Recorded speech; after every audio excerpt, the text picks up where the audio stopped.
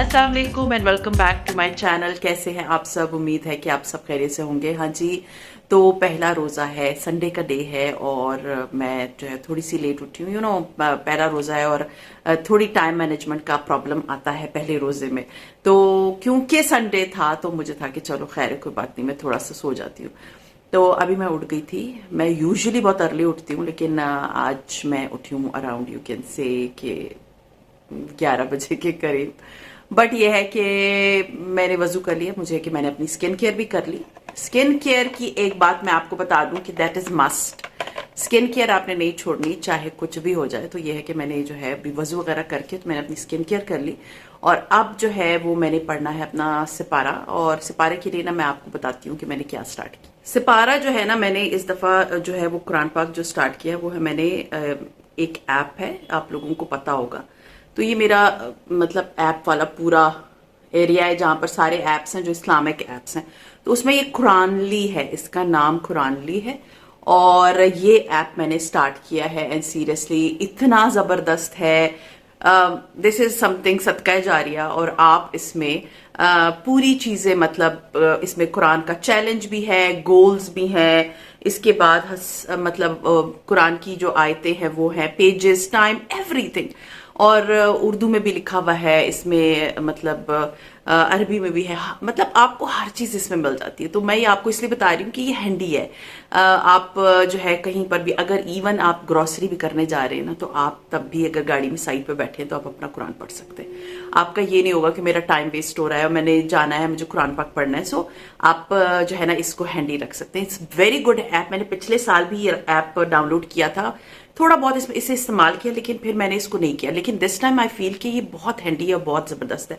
अगर आप लोगों में से कोई लोग इसको डाउनलोड करना चाहते हैं, डाउनलोड करें। पेड भी आई थिंक इसका एक वर्जन है, एक अनपेड है। तो इसमें कोई एड्स मैंने तो नहीं देखी, but it's too good, seriously too good. So मैं इसमें मैंने जो है ना बैठ के सिपारा मैं इसी पे पढ़ रही हूँ आजकल। तो अगर आप लोग चाहते हैं कि हैंडी हो आपके पास कुरान पाक, तो आप इसको आराम से यूज कर सकते हैं। एंड हाँ, मैं इसको वॉशरूम में नहीं लेकर जाती इस फोन को, बिकॉज ऐप इसके अंदर है। तो मैं इसको वॉशरूम वगैरह अगर जाना होता है, कभी होता है ना फोन ले जाते हो, तो I don't take it with me. So जो कंफ्यूजन होगी वो इससे पहले कि क्वेश्चन आए तो मैं आपको बता दूं कि don't take it in the washroom. अच्छा जी, दूसरा ये है कि skin care is must in Ramzan. और अभी जो है मैं अपना सिपारा पढ़ूंगी और उसके बाद मैंने स्टार्ट करनी है अपनी, अभी तो नहीं खैर, अराउंड मैं सोच रही थी 3 बजे के करीब मैं अपनी अफ्तारी का काम स्टार्ट करूंगी, ताकि मेरी जो है ना टाइमली अफ्तारी बन जाए। आप लोग मुझे बताएं, आप लोग के शहर कौन कौन से शहर से है और आप लोगों की अफ्तारी का टाइम क्या है। सो बस अभी पढ़ती हूँ मैं अपना सिपारा और करते हैं, फिर जाते हैं किचन में और अपना कुकिंग का करते हैं आगाज।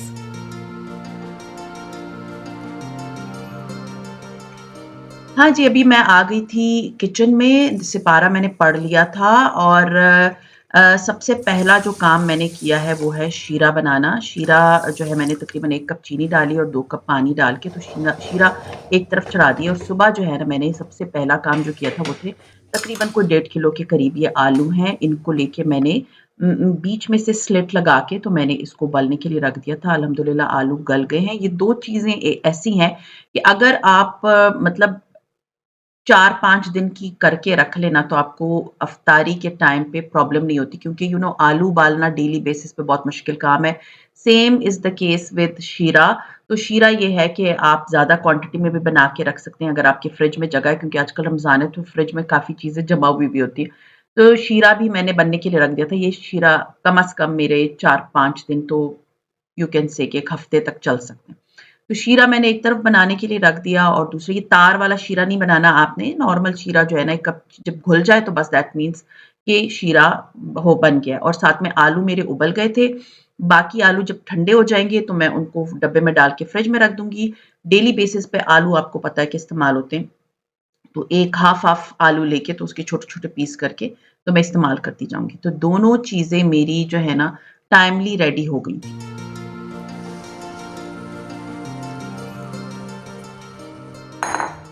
हाँ जी, तो अभी जो है ना वो मुझे बनाने हैं प्याज वाले पकोड़ों का बैटर।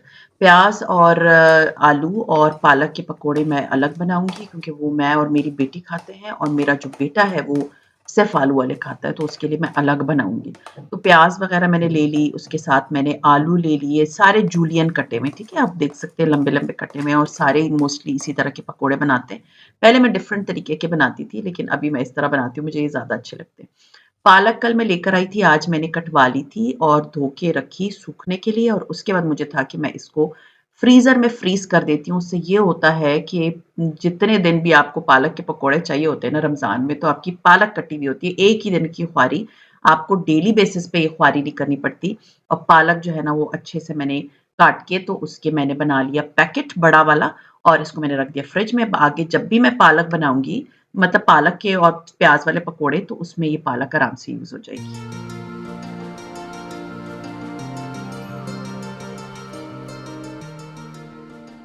3 मेन जो सब्जियां थी जो कि इस पकोड़ों में जानी थी, वो मैंने इसके अंदर डाल दी, और ये बेसन मिक्स है। ये आपको याद होगा मैंने रमजान पर प्रिपरेशन में बनाया था, तो वो मैं इसमें तकरीबन आप कह सकते हैं क्वार्टर कप के बराबर मैंने इसमें डाल दिया, और इन सारी चीज़ों को बस मैं मिक्स करके रख दूंगी। और मैंने इसमें कोई पानी नहीं डालना, कुछ भी नहीं डालना, क्योंकि थोड़ी देर तक जब ये, क्योंकि इसमें नमक है, तो जो प्याज है उसके साथ रिएक्ट करके वो सारा अपना पानी छोड़ देंगे, और फिर ये होगा कि मैं देख लूंगी कि जिस वक्त फ्राइंग के टाइम अगर मुझे ज़रूरत पड़ी पानी डालने की, तो वेल एंड गुड, अगर नहीं पड़ी तो फिर मैं इसमें पानी और नहीं शामिल करूंगी। हमारे जो पकोड़ों का एक सामान जो है ना वो बिल्कुल रेडी हो गया। ये जो रमज़ान प्रिपरेशंस होती है ना, ये आपको इस तरह से हेल्प कर देती हैं कि बाद में फिर आपको बहुत ज़्यादा टाइम ना किचन में नहीं लगता।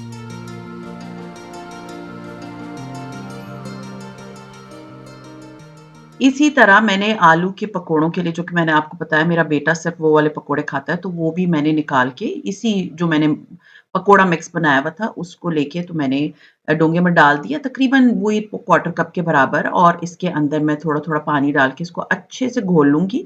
और आपको याद होगा मैंने धनिया भी फ्रीज किया था, काट के सुखा के धो के, तो वो भी जो है ना मैं थोड़ा सा डाल दूंगी। बिल्कुल ताज़ा होता है धनिया, आप जब वो यूज़ कर रहे होते हैं आपको कोई प्रॉब्लम नहीं होती। हाँ, थोड़ा-सा आप जो है ना, अगर आपको, मैं क्योंकि मैंने रमज़ान से पहले थोड़ी बहुत चेक कर लिया था, मुझे लग रहा था कि इसमें थोड़ा-सा नमक की कमी है, तो मैंने इसमें थोड़ा-सा नमक जो है वो रमज़ान से पहले ही पकोड़े बना के चेक कर लिया था। तो अब क्योंकि बहुत बड़ी क्वांटिटी थी, मुझे तो जब भी मैं पकोड़े बनाया करूँगी तो मैं थोड़ा-थोड़ा नमक डाल दूँगी। तो इन दोनों पकोड़ों मिक्स में जो है ना मैंने थोड़ा-थोड़ा एक्स्ट्रा नमक डाल दिया था अपने टेस्ट के अकॉर्डिंगली, और घोल के तो ये दोनों डोंगे मैंने साइड पे रख दिए।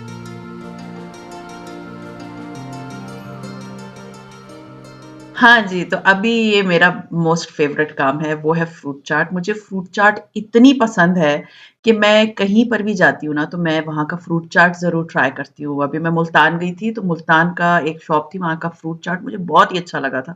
तो ख़ैर fruit chaat is one of my favourite अफ्तारी का आइटम, तो वो तो मैं बिल्कुल भी नहीं छोड़ती। मैं हर रमज़ान में और हर रोज़े की इफ्तारी में कोशिश करती हूँ कि फ्रूट चाट ज़रूर होनी चाहिए। सो ख़ैर मैंने जो है उसके लिए सेब काट लिया था, और मुझे सेब जो है वो छिलके के साथ बिल्कुल भी फ्रूट चाट में अच्छी नहीं लगती। अमरूद काट के डाल दिया, साथ में खजूरें जो है ना, फ्रूट चाट में ना एक सीरियसली एक इतने मज़े का टेक्सचर, एक तो वो ऐसे चुई सी होती हैं, और दूसरा ये कि स्वीट होती हैं, और आपको एनर्जी की बहुत ज़रूरत होती है रमज़ान में, एज़ यू ऑल नो। तो आपको बहुत मतलब ये this is the best ingredient. मैं तो हमेशा खजूर ज़रूर डालती हूँ। भले आप अफ्तारी करें खजूर से, बट ये है कि मैं इसके अंदर भी, फ्रूट चाट के अंदर भी खजूर ज़रूर डालती हूँ। मेरे बच्चे वैसे खजूर नहीं खाते, इस बहाने वो खजूर खा लेते हैं। और साथ में जो है ना वो मैं लेकर आई थी खरबूजा, उसको भी मैंने छोटा-छोटा चॉप करके, तो वो भी मैंने उसके अंदर डाल दिया। साथ में स्ट्रॉबेरीज़ थी, और मैं जो आज फ्रूट चाट बना रही हूँ, मैं बना रही हूँ क्रीम वाली फ्रूट चाट। तो क्रीम वाली फ्रूट चाट आई नो बहुत ज़्यादा हेवी लगेगी आप लोगों को, लेकिन क्योंकि आप सारा दिन कुछ नहीं खाते और इतना तो ज़्यादा आप खाते भी नहीं हो, तो एक-एक प्याला होता है, तो वो इतना फ़र्क नहीं पड़ता। सो ख़ैर एनीवेज़ मैंने जो है ये स्ट्रॉबेरीज़ भी छोटे-छोटे चंक्स में कर लिया था, बड़े-बड़े मुझे चंक्स अच्छे नहीं लगते फ्रैंकली स्पीकिंग इसके अंदर फ्रूट चाट के अंदर। फिर मैंने क्रीम का एक पैकेट निकाल के खाली कर दिया, और साथ में जो है ये कंडेंस्ड मिल्क है। कंडेंस्ड मिल्क की मैं एक टिप आपके साथ शेयर कर दूँ। कंडेंस्ड मिल्क ये है कि मैं ना जब भी उसका टिन खोलती हूँ, तो उसके बाद मैं इस तरह के किसी जार में उसको खाली कर देती हूँ। जब वो टिन के अंदर होता है ना, तो वो ऑक्सीडाइज़ होना शुरू हो जाता है, और ज़ंग लग जाता है उस टिन को अंदर से, और वो ख़राब हो जाती है। जब से मैंने ये टिप अपनाना शुरू किया ना, मेरा जो कंडेंस्ड मिल्क है ना, वो कभी ख़राब नहीं होती। आप उसको डाल दें, मतलब जार के अंदर, और वो काफ़ी अरसा चलती है। तो मैंने ये पता नहीं 1-2 महीने पहले इसको खाली किया था, और आज मुझे इसको इस्तेमाल करते हुए बड़ी खुशी हो रही थी, क्योंकि मेरा कंडेंस्ड मिल्क बिल्कुल फिर वो मैंने क्रीम के अंदर मिक्स कर दिया, चीनी मैं नहीं डालती। उसके बाद मैंने सारे फ्रूट्स जो है ना मिक्स कर दिए और ये जो जो कंडेंस्ड मिल्क और क्रीम का जो मिक्सचर था वो मैंने इसके अंदर शामिल कर दिया और फिर मैंने इसको अच्छे से मिक्स कर दिया। मिक्स करने के बाद मैंने इसका डोंगा जो है ना जो दूसरे जिसको मैंने जिसमें इसको सर्व करना था उसमें मैंने डाल दिया और उसके बाद ये था कि आप किसी भी चीज़ से गार्निश कर सकते हैं। मैंने इसको जो ग्लेज़्ड बादाम होते हैं जो मेरे पास पड़े हुए थे, उसकी जो है ना ऊपर से प्यारी-सी गार्निशिंग कर दी, उससे बड़ा प्यारा-सा लुक देता है और एक और चीज़ मैं आपको बताऊँ मैं किशमिश ज़रूर डालती हूँ। किशमिश इज़ समथिंग जो मुझे बहुत अच्छे लगते हैं फ्रूट चाट में एंड ड्राई फ्रूट्स। तो ऊपर से मैंने बादाम सजा दिए थे और अंदर मैंने जो है ना किशमिश भी डाल दी थी। तो फ्रूट चाट हो गई थी रेडी और फ्रूट चाट को फिर मैंने फ्रिज में रख दिया क्योंकि अभी टाइम था इफ्तारी में। ये वाले सारे काम मैं पहले कर लेती हूँ और फ्राइंग वाला काम जो होता है ना मेरा मोस्टली वो मैं सबसे आखिर में करती हूँ।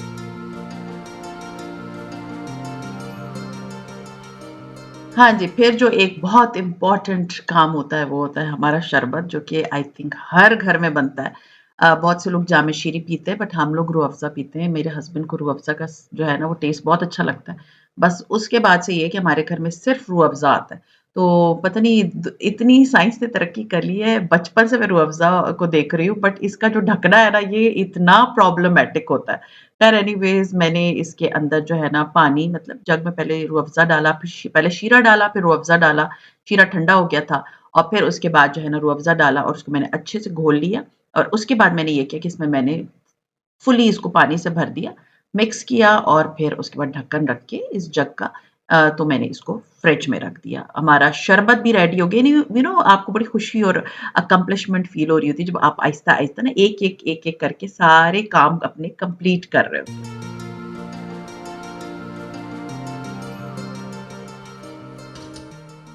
हाँ जी, तो अब बनानी थी मुझे चना चाट और ये चना चाट मेरे बच्चों की बहुत फ़ेवरेट है। आपको याद होगा मैंने चने बहुत से उबाल के रखे थे, तो वो आपको फिर यहाँ पर इस वक़्त बहुत ज़्यादा फ़ायदा देते हैं। मैंने सुबह जो है चना चाट का एक चने का पैकेट निकाल के तो डिफ्रॉस्ट होने रखा था। तो ये जो रेसिपी है बहुत ज़बरदस्त रेसिपी इसमें थोड़ा-सा आपने ऑयल डालना है, उसके बाद मैंने डाल दिया लहसुन अदरक का थोड़ा-सा पेस्ट मतलब हाफ़ टी स्पून के बराबर। इसके बाद मैंने इसमें कुटी हुई लाल मिर्च डाली, नमक डाली, आपको जो मसाले अच्छे लगते हैं, चाट मसाला जो कि मस्ट है इस रेसिपी में, वो मैंने डाल दिया अच्छा खासा और उसके बाद थोड़ा-सा इसको भूनते ताकि इसमें जो है ना कच्चापन ना हो। तो भून लेने के बाद मैंने इमली जो है ना वो भिगो के रखी थी, मतलब सुबह ही रख ली थी। तो इमली को मैंने क्या किया उसका अच्छा-सा मतलब ये जब तक सौते हो रहा था उसका मैंने जूस निकाल लिया और वो जो जूस था वो मैंने सारा इसके अंदर डाल दिया। वो डाल लेने के बाद अब मैं इसको थोड़ा-सा कुक करूँगी ताकि ये जो इमली का जो जूस है ये थोड़ा-सा हीट अप हो जाए और थोड़ा-सा इस सारे मसालों के साथ जो है वो अच्छे से गरम हो जाए। ज़ीरा पाउडर भी डाल दें, जो मसाले आपको अच्छे लगते हैं वो डालें। वो मैंने सारे डाल लेने के बाद चने का जो पैकेट था वो हमारा डिफ्रॉस्ट हो गया था। वो मैंने इसके अंदर डाला और मैं अब इसको अच्छे से मिक्स कर लूँगी। मिक्स कर लेने के बाद मैं इसको थोड़ा-सा उबालूँगी ताकि ये जो इसके अंदर मैंने इमली का पल्प डाला है ना, ये थोड़ा-सा थिक हो जाए। अच्छा जी, अब ये मुझे लग रहा है कि मेरे अकॉर्डिंगली थिक हो चुका है और ये वाली चाट जो होती है ना, ये गरम सर्व होती है। तो इसके बाद मैंने इसको जो मेरे सर्विंग डिश थी, उसके अंदर मैंने डाल दिया। अब मैं इसकी गार्निशिंग करूँगी। गार्निश करना ही इसका मेन एलिमेंट है। तो आपको मैंने दिखाया था, सुबह मैंने आलू उबाल लिए थे, तो एक आलू को मैंने चॉप कर लिया था इस तरह से, बाकी को मैंने फ्रिज में रख दिया था। तो किनारे जो है, उस पे मैंने सारे जो है वो आलू सजा दिए और उसके बाद जो है वो अ, सेकंड लेयर जो मैंने लगाई है वो है टमाटरों की ताकि कलर ब्रेक हो क्योंकि येलो कलर के आलू होते हैं। आप वैसे अगर आलू उबाल रहे हैं तो उसमें येलो फूड कलर भी डाल सकते हैं। तो वो मैंने इस दफ़ा नहीं डाला था क्योंकि मुझे डिफरेंट रेसिपीज़ के लिए चाहिए होता है। तो ख़ैर फिर मैंने टमाटर की लेयर लगा दी और फिर बीच में जो है ना वो मैंने प्याज़ की लेयर लगाई और बीच में गार्निश करने के लिए मैंने इसमें ग्रीन का टच देने के लिए इसमें हरी मिर्च डाल दी। सो मेरे जो है ये चना चाट जो है वो बिल्कुल रेडी हो गई थी। इतने मज़े की बनती है, ये रेसिपी ज़रूर ट्राई कीजिएगा, यू विल लव इट।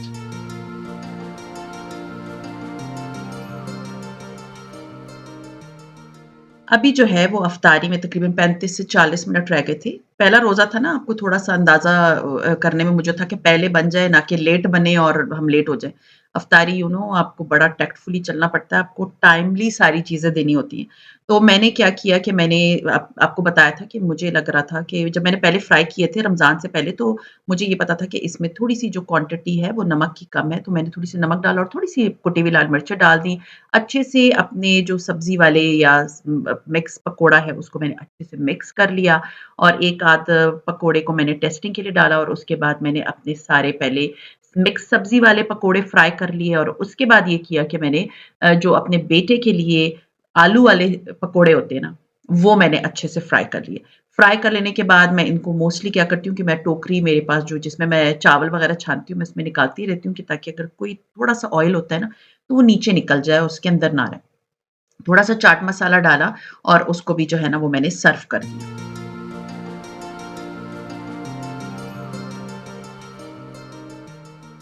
हाँ जी, और अब था दही फुल्की, ये one of the you can say कि ईज़िएस्ट थिंग था, मेरे बेटे का मोस्ट फेवरेट है, तो मैं उसको ये हर रोज़ बना के देती हूँ रमज़ान में।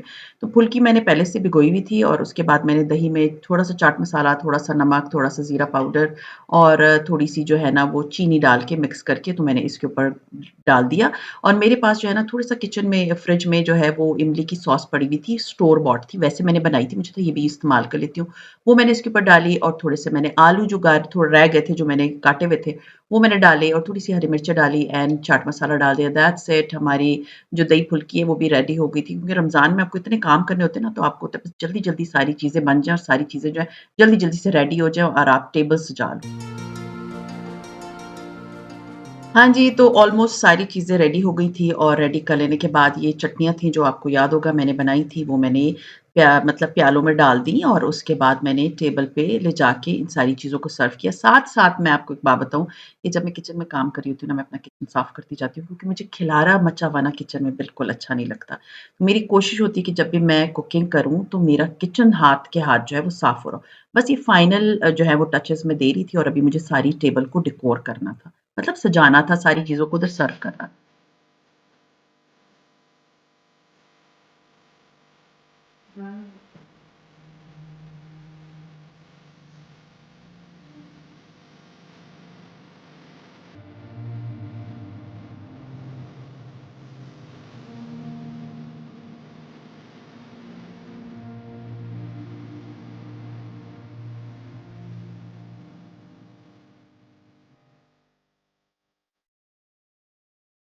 हाँ जी, तो नमाज़ वग़ैरह पढ़ ली, अफ़्तारी से हम फ़ारिग हो गए थे, तो मुझे था कि मैं आप लोगों से शेयर करूँ। कल मतलब रोज़े जिस दिन चाँद रात थी, उस दिन मुझे जो है एक बहुत ही मज़े का एक पीआर पैकेज आया था फ्रॉम अरोमा डिलाइट्स, जो केक्स एंड स्वीट्स बनाते हैं और उनका जो है वो उन्होंने मुझे जो चीज़ें भेजी थी मैं आपको बता दूँ, उसमें एक बहुत ही खूबसूरत सा केक था और केक के साथ जो है ना वो ये 2 कपकेक्स थे जिसके ऊपर हर फैब लाइफ इरम खान लिखा हुआ था और एक पे जो है वो रमज़ान की मुनासबत से बहुत प्यारी सी मस्जिद बनी हुई थी और केक बहुत ही प्यारा था, उसके ऊपर बटरफ्लाइज़ थी, तो बहुत फ्रेश और बहुत ही अच्छा केक था और मैंने ट्राई भी किया मतलब ये जो मैं आपको दिखा रही हूँ क्लिप ये 1 दिन पुराना है। तो अगर आप लोगों ने इनको ऑर्डर प्लेस करना है फॉर रमज़ान या उम्रे से कोई आ रहा है तो बहुत अच्छे केक्स बनाते हैं। इनका जो है इंस्टाग्राम का पेज जो है वो भी नाम मैं लिख देती हूँ मतलब उसका हैंडल लिख देती हूँ that is aroma delights cakes and sweet और इसके अलावा उन्होंने उनका एक संडे भी था जो कि यू कैन से कि लेयरिंग इतनी ज़बरदस्त और इतनी फ्रेश थी, तो बहुत ही अच्छा केक बनाती हैं ये खातून हैं, ये इन्होंने होम बेस्ड बिज़नेस स्टार्ट किया हुआ है एंड आई रियली एप्रिशिएट जो मुझे बहुत सारी मेरी सब्सक्राइबर्स ये बताती हैं कि आप जब ये बोलती हैं कि अपने आप को फाइनेंशियली इंडिपेंडेंट बनाएँ, तो हमने जो है ना अपना बिज़नेस स्टार्ट किया है। She is from a very well मतलब अच्छी फैमिली की हैं बट शी सेड कि मुझे मेरा दिल चाहता था कि मैं खुद के कमाऊँ पैसे। तो इन्होंने बहुत अच्छा ये केक बनाया था तो मैं मुझे था कि मैं आप लोग को मेंशन कर दूँ अगर आप लोग चाहते हैं कि आप लोग उनको ऑर्डर प्लेस करें तो नंबर हर चीज़ मैं इनका पेज जो है वो इंस्टाग्राम का आपको मेंशन कर देती हूँ तो आप लोग इनको ज़रूर ऑर्डर प्लेस करना। सो ख़ैर ये था मेरा आज का व्लॉग उम्मीद है आप लोगों को पहला रोज़ा अच्छा लगा होगा, अच्छा लगता है तो लाइक कीजिए, सब्सक्राइब कीजिए एंड शेयर कीजिए with your friends and family and see you inshallah ta'ala in my next vlog. Till then, take care and Allah Hafiz.